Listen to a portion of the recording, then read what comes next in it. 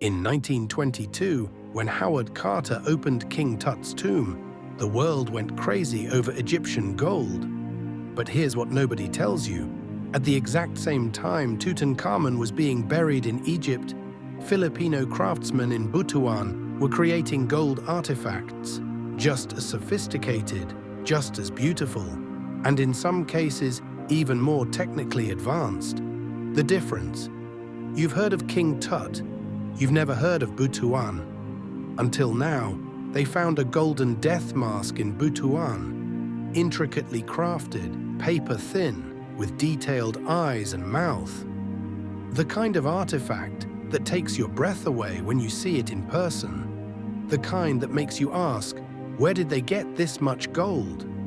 And here's the problem. There are no gold mines in Butuan. Never have been. At least none that we've ever found. Our goal on this video is 500 likes and subscribe and join us as we uncover more hidden story of Philippines. Every subscriber helps the history of our ancestors alive. This is one of the greatest mysteries in Philippine archaeology, a civilization that produced some of the finest gold artifacts in Southeast Asia. Exquisite jewelry, ceremonial objects, death masks that rival anything found in Egypt or Peru. But the source of their gold? Unknown. Today we're going to investigate what happened to Butuan's treasure, where the gold came from, where it went, and why one of the richest ancient kingdoms in the Philippines left behind so many questions and so few answers. Let's start with what we know. Between the 10th and 13th centuries, Butuan was a major power in the Philippines. We talked about this civilization in the last video, but here's what matters for today's story. They were rich, incredibly rich, and they loved gold. Archaeological excavations in Butuan have uncovered gold artifacts that stunned researchers. Death masks covered in gold leaf so thin you could see through it. Gold jewelry with intricate filigree work. Gold ornaments with designs so detailed they required magnification to fully appreciate. Gold sashes, gold rings, gold earrings, gold everything. The craftsmanship is extraordinary. These weren't crude chunks of gold hammered into shape. These were sophisticated works of art created by master metalworkers who understood gold's properties, who could work it into impossibly thin sheets, who could create complex designs that have survived 1,000 years. The National Museum in Manila has some of these artifacts on display. If you ever get the chance to see them in person, do it. Photos don't do them justice. Standing in front of a Butuan gold death mask, seeing how the gold catches the light, noticing the incredible detail in the facial features, you understand why archaeologists became obsessed with one question. Where did all this gold come from? Because here's the thing about gold. It doesn't just appear. You need a source. Either you mine it or you trade for it. And Butuan? No gold mines, none that have been discovered in the region, no evidence of ancient mining operations. No gold-bearing geological formations that would have been accessible to people 1,000 years ago. So the first theory is obvious. They must have traded for it. Butuan was a major trading hub. Chinese records from the Song dynasty mention Butuan as an important trading partner. Ships from Butuan sailed to China, to Java, to other parts of Southeast Asia. They exported products, they imported goods. Maybe gold was one of those imports. And that makes sense, except for one problem. The amount of gold. We're not talking about a few pieces of jewelry here and there. We're talking about enough gold to create elaborate burial goods for the elite, to craft ceremonial objects, to establish gold as a status symbol throughout their society. That's a lot of gold, a massive amount of gold. Could they have imported all of that? Maybe, but gold is heavy. Gold is valuable. Transporting that much gold would have required substantial trade goods to exchange. What was Butuan trading that was valuable enough to bring in ship after ship of gold? They had some valuable exports. Historical records mention Butuan exporting cotton, beeswax, and some other local products, but enough to pay for literal tons of gold. That's harder to believe. So some researchers proposed a different theory: river gold, placer gold, the kind of gold that washes down from mountains and collects in river sediments. You don't need a mine, you just need a river and the knowledge of how to pan for gold. And this theory has some merit. The rivers around Butuan drain from the highlands of Mindanao. Those highlands have some gold-bearing rock formations. Over thousands of years, erosion could have carried gold particles down into the rivers. Ancient Butuanans could have collected this gold through placer mining, panning the rivers, gathering gold dust and small nuggets. This would explain a lot. It would explain why there are no mine shafts to discover. River gold doesn't require digging into mountains. It would explain why the gold artifacts often show evidence of being made from melted and reformed gold, combining many small pieces into larger ones. That's exactly what you'd do if you were collecting gold dust and nuggets from rivers. But here's the counter-argument. Professional geologists have surveyed the Butuan region. They've tested the rivers. They've analyzed the geological formations. And while there is some gold in the region, there isn't enough to account for the massive amount of gold artifacts we've found. At least not based on modern geological surveys. Of course, those surveys are limited. They're looking at the region as it exists today. 1,000 years ago, river courses might have been different. Gold deposits that have since been depleted or washed away might have been abundant back then. Ancient Butuanans might have known about gold sources that we can't locate today because the landscape has changed. So the river gold theory remains possible but unproven. Then there's the third theory, and this one is darker. The gold never left. It's still there, buried somewhere in Butuan, waiting to be found. But we can't find it because treasure hunters got there first. This is the tragedy of Philippine archaeology. For decades, archaeological sites in Butuan and across the Philippines have been looted, not by professional archaeologists working carefully to preserve context and document findings, but by treasure hunters looking for gold to sell. And here's why that's such a disaster. When archaeologists excavate a site, they don't just grab the shiny objects. They document everything. They note exactly where each artifact was found, what it was found with, what layer of soil it was in, how it was positioned. All of that context tells a story. It reveals information about the people who created these objects, how they used them, what they believed. When treasure hunters loot a site, all of that context is destroyed. They dig, they grab the gold, they sell it, and countless pieces of information are lost forever. We might recover some artifacts later when they show up in private collections or museums, but we've lost the story around them. If you're still watching, you're officially in the 5% who care about where Filipino gold actually came from instead of just looking at shiny pictures. Most people click away when history gets complicated. You're different. So here's the deal. Subscribe if you want more mysteries like this. Not surface-level history, deep investigations into questions nobody else is asking. Hit that bell icon because next week I'm revealing which Southeast Asian kingdom was buying Butuan's gold, and the trade network is way bigger than you think.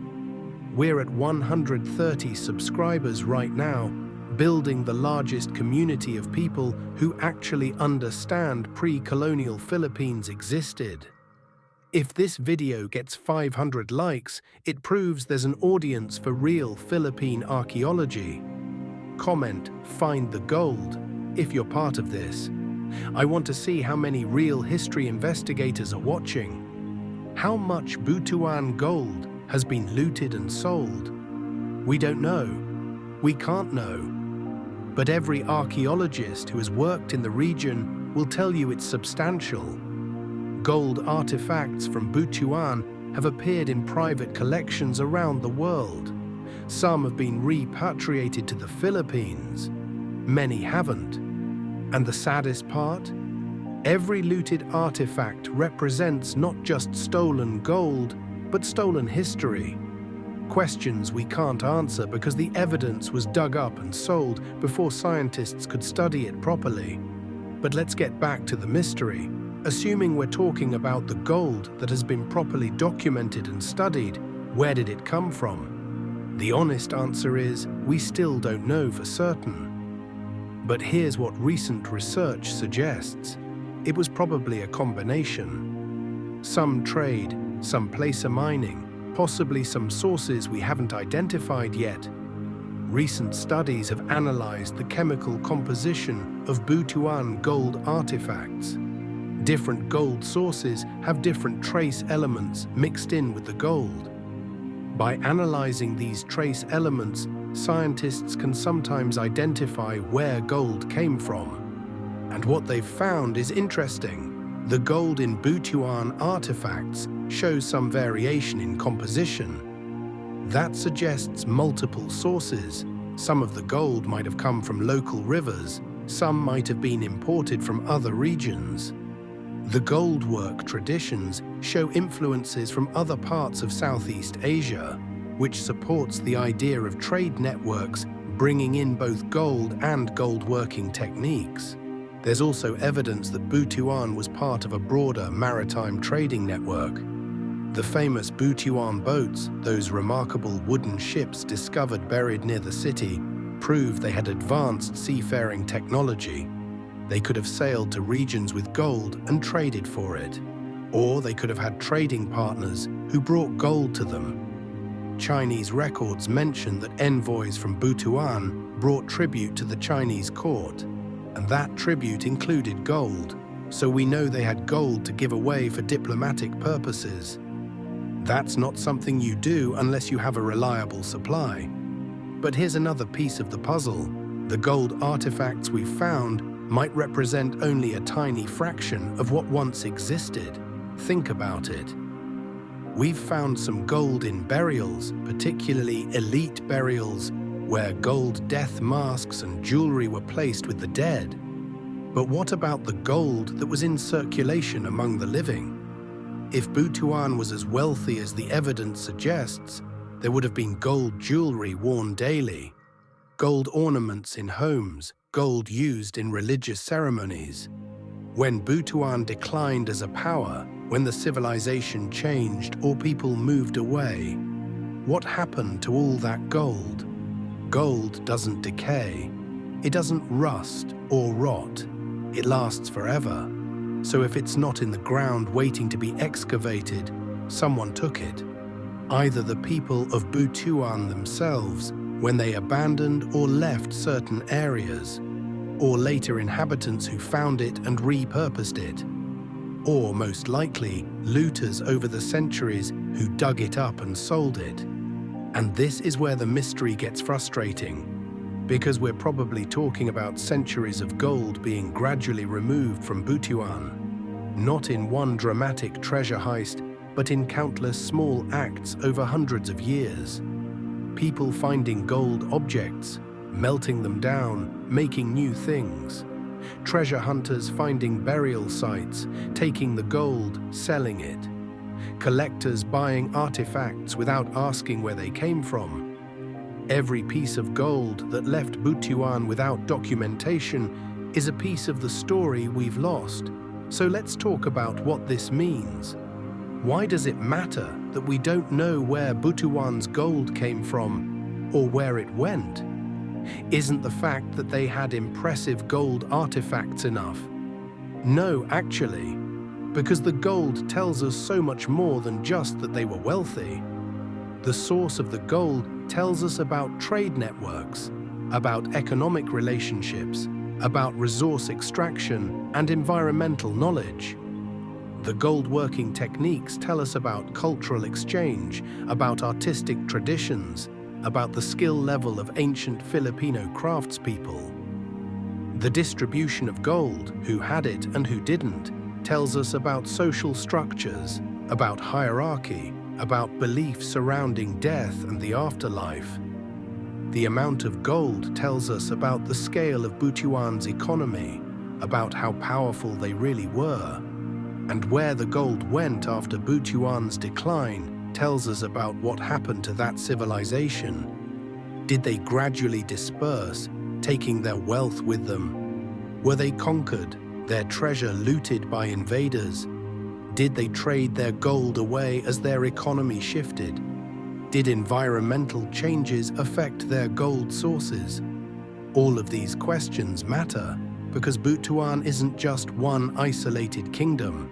It's part of the larger story of pre-colonial Philippines, of Southeast Asian maritime trade, of how civilizations rise and fall and transform. And right now, because of looting, because of incomplete archaeological work, because the gold mystery remains unsolved, we can't answer these questions as fully as we'd like. But here's what we can say. Butuan was remarkable. The sophistication of their gold work proves they had master craftspeople, people who dedicated their lives to perfecting their art. The quantity of gold proves they had access to substantial resources, either through trade networks, local extraction, or both. The fact that they used gold for burial goods proves they had beliefs about the afterlife that valued sending their dead into the next world with beauty and wealth. And the fact that so much of their gold has disappeared proves how vulnerable archaeological heritage is to looting and time. There's a lesson here, and it's an important one. Every time an archaeological site gets looted, we lose more than just artifacts. We lose information. We lose stories. We lose the ability to answer questions about our ancestors. The gold artifacts that made it into museums, that were professionally excavated and documented, those pieces tell us volumes about Butuan. Imagine what we could learn if we had found everything that once existed. If we could have documented every burial, every workshop, every cache of gold.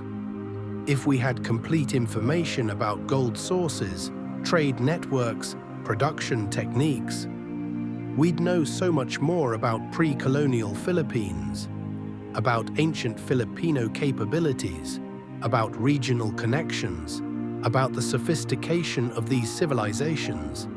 But we don't, and we can't go back and undo the looting. We can't recover the context that was destroyed. We can only work with what remains and try to piece together the story from incomplete evidence. So what's the answer to our original question? Where did all of Butuan's treasure go? Some of it is in museums, preserved for future generations to study and admire. Some of it was probably melted down centuries ago and turned into something else. Some of it might still be buried, waiting to be properly excavated by trained archaeologists who will document everything they find. And some of it, probably a lot of it, is in private collections around the world, bought and sold without regard for its historical context or cultural significance. As for where it came from originally, probably rivers, probably trade, probably multiple sources that combined to make Butuan wealthy in gold. But until we can do more geological surveys, more archaeological excavations, more scientific analysis of the artifacts we do have, we won't know for certain. And that's okay. Not every mystery has a neat solution. Not every question has a definitive answer. Sometimes the best we can do is piece together what we know, acknowledge what we don't know, and keep searching for more evidence. What we do know is this. 1,000 years ago, in what is now a city in Mindanao, there was a civilization wealthy enough to cover their dead in gold, skilled enough to create artifacts of breathtaking beauty, connected enough to trade across Southeast Asia, sophisticated enough to build ships that could cross open ocean. That civilization left behind treasures that still take our breath away. Gold death masks with details so fine they look like they could open their eyes. Jewelry so delicate it seems impossible that it survived 1,000 years. Evidence of a culture that valued beauty, honored their dead, and mastered one of the most difficult materials to work with. The gold itself might be a mystery, but what it represents isn't. It represents Filipino ancestors who were artists, traders, builders, and creators, who built something remarkable in ancient Butuan, who left behind evidence that still inspires us today. And maybe that's the real treasure. Not the gold itself, but what it proves. That long before colonization, long before anyone told Filipinos what they could or couldn't do, there were Filipino kingdoms creating art that rivals anything in the world. The gold of Butuan might be scattered now, lost to time, looting, and history, but the legacy remains. In museums, in archaeological sites, in the ongoing work of researchers trying to piece together the story. And who knows, maybe tomorrow someone will discover something new. A geological survey will locate ancient river gold sources. An underwater excavation will find a shipwreck full of gold from trade. A family will come forward with artifacts that have been in their possession for generations, ready to share them with researchers. The mystery isn't over, it's just incomplete. And every new discovery brings us closer to understanding the full story of Butuan's gold. Until then, we're left with the artifacts we have, the questions we can't fully answer, and the certainty that ancient Philippines was far more sophisticated, far more wealthy, and far more remarkable than most people realize. The gold of Butuan is still speaking to us across 1,000 years. We just have to listen carefully to what it's saying